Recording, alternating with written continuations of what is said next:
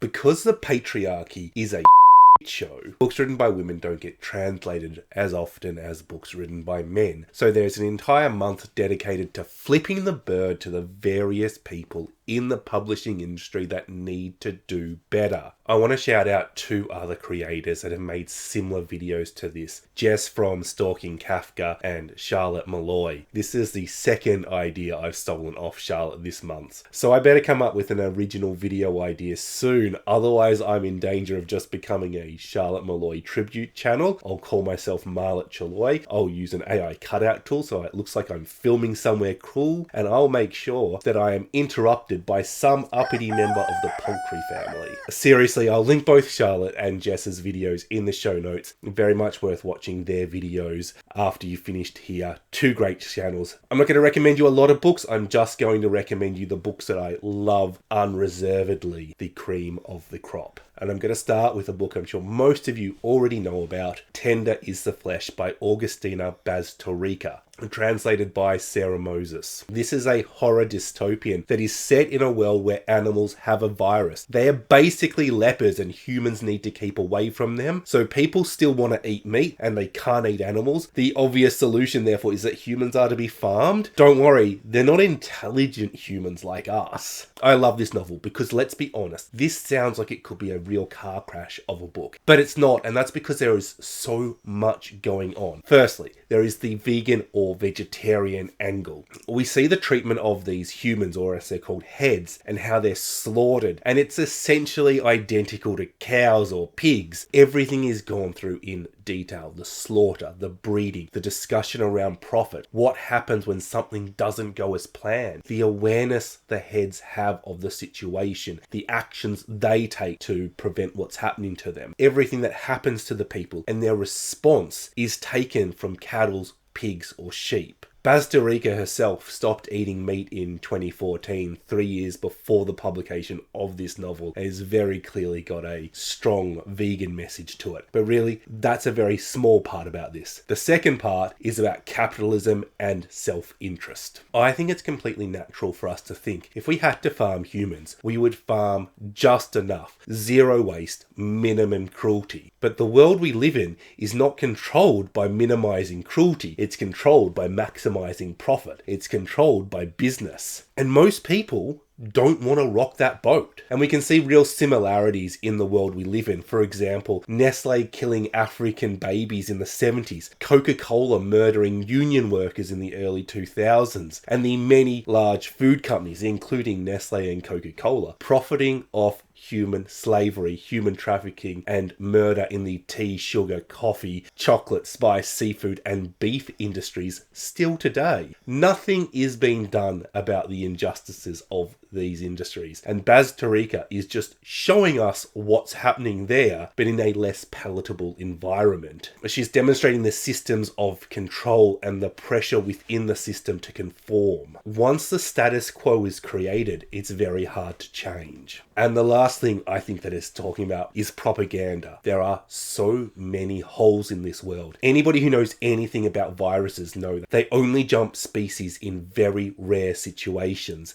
and they certainly don't jump to every species available. That's simply not how they work. The virus that has created this world clearly cannot be real. The idea that people can't live without meat is put forward by the author, who clearly doesn't believe that. The way propaganda is put in through this novel, and that it is clearly not true, and that it isn't challenged, it is just accepted, no questioning. The way it is used to control people is so interesting, and it's really, really well done. And a lot of this book becomes about spotting the lies that Bazterrica has included, spotting the propaganda. Like all good dystopians, obviously this relates back to the world we live in, how our world works. Of course, we don't eat people, but everything is propaganda, everything is fitting in, control of people, everything is maximizing profit. I think this book is really anti-government, anti-capitalist, anti-industrial, and really pro-people, and I fucking love it. Earthlings by Sayaka Murata, translated by Ginny Tape Tapamore. 2 books about eating people. I promise I'm not trying to convert you. If you enjoy books that make you go, oh my god, what the fuck did I just read? But that also make you cry, then this is the only book you ever need to read. This is the story of Natsuki, a girl who doesn't know the difference between the superpowers that she believes she has and her traumatic response to some very horrible things that are going on in her life. She believes she is an alien and will one day return to the planet Papaya with her cousin Yu, who makes a pact with her to survive. The second part of this novel, Natsuki is grown up. She has a husband and she reconnects with Yu. Murata is always exploring social expectations, conformity, and normality, and she uses this to discuss asexuality, relationships, the separation of love and sex. But this book comes with that added layer of childhood trauma and violence. It's about the need to fit in and the need for other people to have you fit in. It's about the need to be true to your identity and the clash that those things generate. It's a book that will resonate with anybody who was ever bullied or ever called the weird kid or who just simply didn't fit in somewhere. Now, it comes with some pretty massive trigger warnings. Honestly, there are so many negative reviews of this book because the cover makes it look like a very cozy, happy novel. And it starts off, it feels very much like a YA because we have a young protagonist and the writing is quite simple but effective. But that's not what it is. People get this huge, massive shock when all the messed up stuff happens. This is a very literary horror novel. It's not a book that everybody is in the right place to read. And it's not a book that I'd say 50% of you are in the right place to read. But for me, it's one of those books that can be enjoyed in so many different ways. Murata has included symbolism. She's included ways for you to empathize with the characters. It is just a generally wild ride. It's weird, and the way Murata sees the world is so different and so thought-provoking.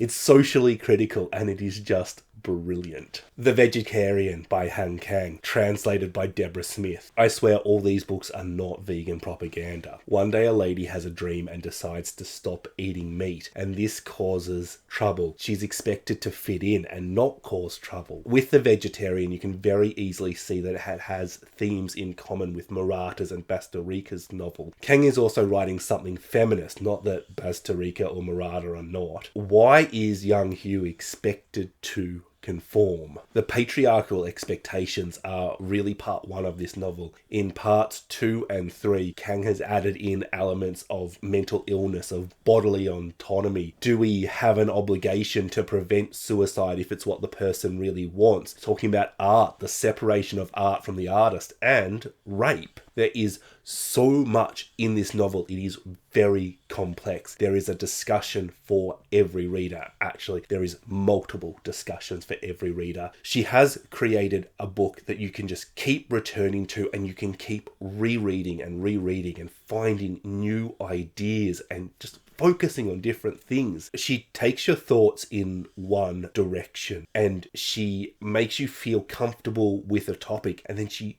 turns hard in the opposite direction, forcing you to contradict yourself, which is a really effective tool at making you consider what she is writing about. Because it doesn't mean that when she is writing about an issue, you are simply agreeing or disagreeing with an issue. You're sort of seeing where on the spectrum you agree or disagree with an issue. And it's not judging. Different people are going to take different things from this novel. In all 3 parts, young Hugh's voice is absent. The novel is completely narrated by other characters. She's often detached from their voice, and the reader is forced to question, what is she really thinking? What is really best for her? What's going on in her head? What does she want? What does she need? Is she okay? We know the motivations of everybody around her. We understand their motivations, but it's very hard to understand her motivations, which in turn takes us back to the very first point of this book. Why is society so concerned with controlling people and having people fit in? Kim Jong, born 1982 by Cho Nam-ju. Another South Korean novel, another feminist novel, another novel I'm sure you've heard of. This is a book about microaggressions, about taking women for granted, about the assumption men make about women, how women are expected to clean up or make the coffee in their workplace, the name calling, the stigma, the treatment by bosses and doctors. It's a book about all the things women are sick of ignoring, but that they are expected to ignore. And not one of these things on its own is a big deal, but the constant adding of thing upon thing upon thing is very effectively done. It is just a simple story of a 30-something-year-old woman who leaves her office job to take care of her newborn daughter. But I think a lot of people have a similar experience with this book to Handmaid's Tale. It's a real gateway feminist novel. I think that this book is so much more effective at offering empathy to women and understanding and showing the rage and the pure feminist anger that women have with society. South Korea has some shocking statistics regarding the gender pay gap, which is the highest in the OECD world. Incidentally, Belgium and Ireland are the two countries with the lowest pay gap. While a lot of these issues are heightened in South Korea, and it's not a big surprise that this book came from South Korea, I have personally witnessed many of the things happening in this book happening to women that I know, and I am sure that women will feel seen by the writing in this book. One could say that Kim Jong is about all the little things women have thrown at them in society. Woman at Point Zero by Noel El-Sadi, translated from the Arabic by Sharif Hetata, is about all the big things women have against them. Nobody is telling women just to get over the things that happen in this book. The novel opens with a prison doctor speaking to Firdrus, a woman in jail for murder, and the doctor feels that Firdrus is a gentle soul who is incapable of murder. Firdrus is going to be executed, and she wants to speak to the doctor, to whom she wants to tell her life story. What has led Firdrus to murder?